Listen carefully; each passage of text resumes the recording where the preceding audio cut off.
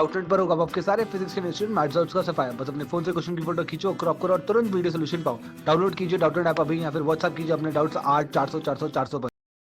Hello guys, इस question में कह रहा है कि in which of the following system will the radius of the first orbit n equal to 1 to be minimum. ठीक है, अगर यहाँ पर रेडियस का बात कर रहे हैं तो रेडियस आपको याद होना चाहिए। रेडियस प्रोपोर्शनल टू किसके होता है?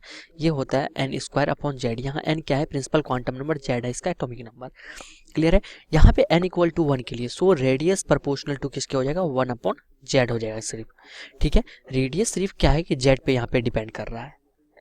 तो यहाँ पे जो है ना एटॉमिक नंबर Z देखना होगा सबका। ठीक है, अगर हाइड्रोजन हीलियम का बात करें यहाँ पे तो हीलियम के लिए कितना होता है? Z इक्वल टू हीलियम के लिए Z का वैल्यू कितना होता है? Z का वैल्यू हो जाता है 2।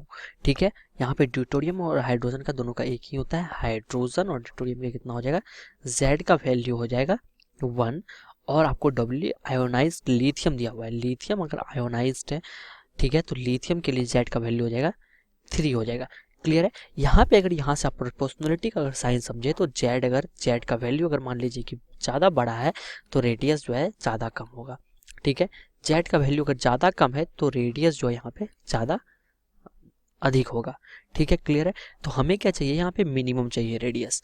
अगर रेडियस यहाँ पे क्या चाहिए? मिनिमम। तो रेडियस मिनिमम चाहिए हमको, तो हम यहाँ पे बोल सकते हैं कि हमको जेड जो है ज़्यादा चाहिए।